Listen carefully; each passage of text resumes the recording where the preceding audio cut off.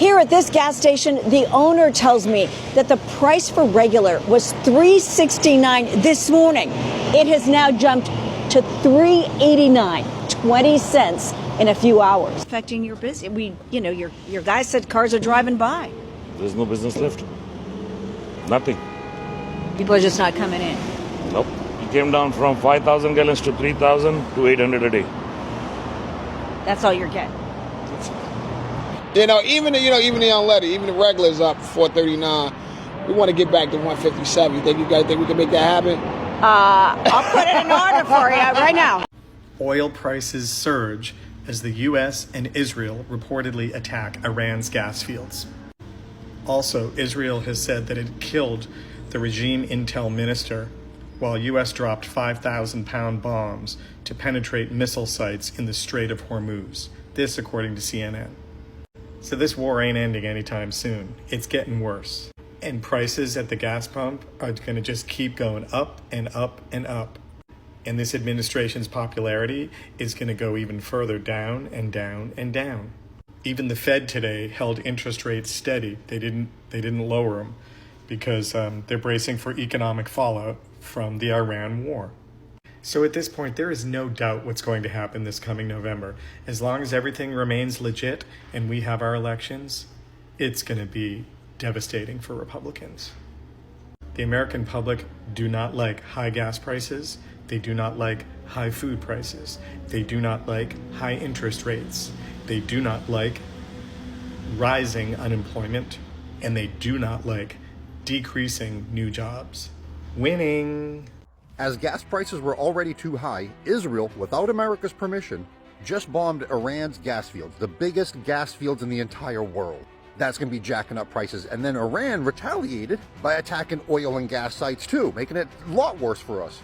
We're already fighting a war for Israel, and then they do this to us. So now as gas prices are going to be going higher, Trump is asking Congress for $200 billion for the war against Iran. So it's going to be high gas prices and higher inflation now? What happened to all the no war promises? And just like that hero Joe Kent said, Israel is dragging America into war with Iran that is not a threat to us, and this has no benefit to us. This is getting beyond ridiculous. Every major player in the Iran war is now using energy as a weapon, and we're the ones paying for it. Iran closed the Strait of Hormuz, which controls 20% of the flow of the world's oil. Israel bombed the world's largest gas field, and Iran responded by bombing energy infrastructure across the Gulf. On the one hand, Donald Trump is bombing Iran, and oil prices are skyrocketing. Do you remember when I said this? When oil prices go up, so does food and almost everything else that is shipped on a truck. Oil prices will be determined starting on Sunday night, and oil and gas prices will go up. It will also affect your utilities. So, we got Mr. Global here. Here's what he says about oil prices and food going up. And you like saving money, you might buy that stuff now. Put it in the freezer. And that's because of this, which is happening right now. Shipping fuel at an all-time record high. And the first thing inflation hits when shipping fuel spikes is food. Remember 2022? So now we have two pieces of that. We have fertilizer shortage, and the price of that's gone through the roof, and the shipping fuel spike.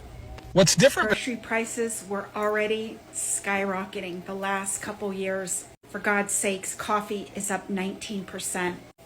If you thought you couldn't afford your bills, groceries, and gas now, we're in for a world of hurt.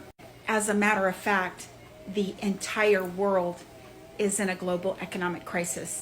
Well, Trump, I want to thank you for the high prices of gas. It's $4.19 in South Florida today. I'm in Delray right now, and it's $4.19 at this station. Gas has increased $1 a gallon or more, all because of this unnecessary war that you've gotten us into in Iran. And you don't even know why we're fighting.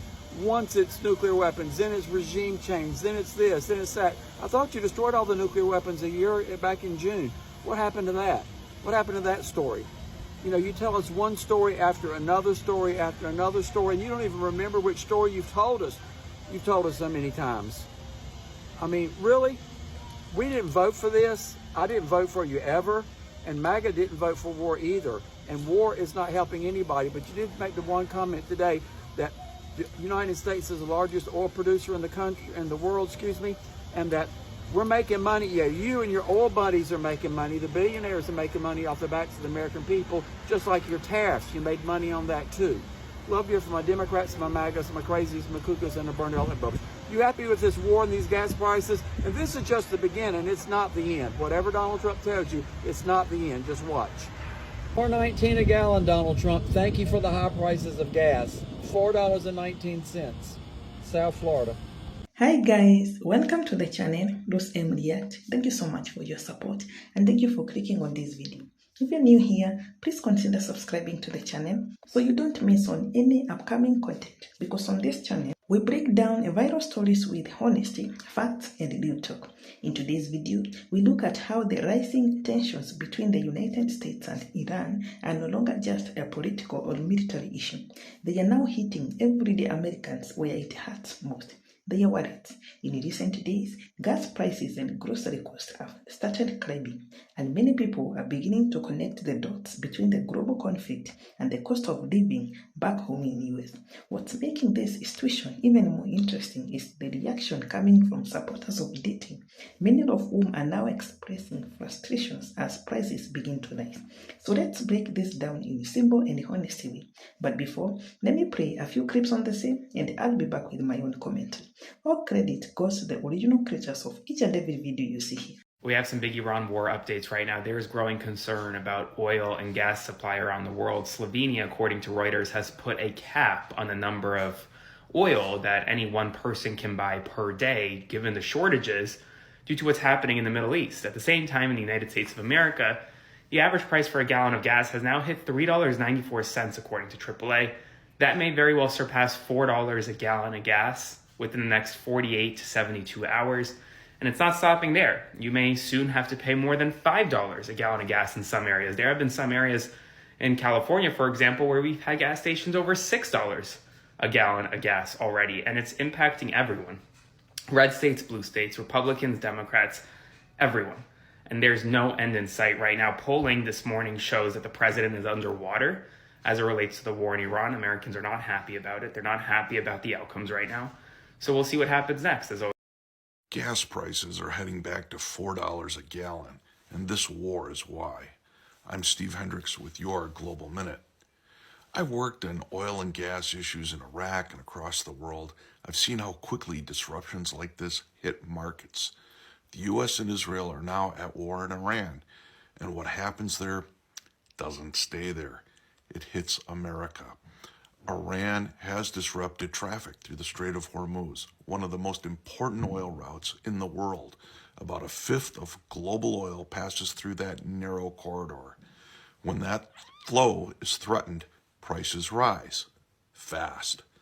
That is what we are seeing now. Fuel costs are climbing, markets are reacting, and the ripple effects are moving through the global economy. This is how geopolitics becomes personal, not in speeches, not in strategy documents, at the gas pump, the grocery store, your monthly bill. This is just the beginning, because once energy markets are disrupted, the effects spread.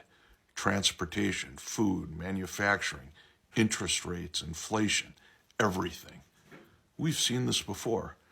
Conflicts in the Middle East do not stay contained. They move through the global economy and land squarely at your home. The question now isn't how high prices go. It's how long this lasts and whether anyone can stabilize the situation before damage spreads further. This is a war of choice.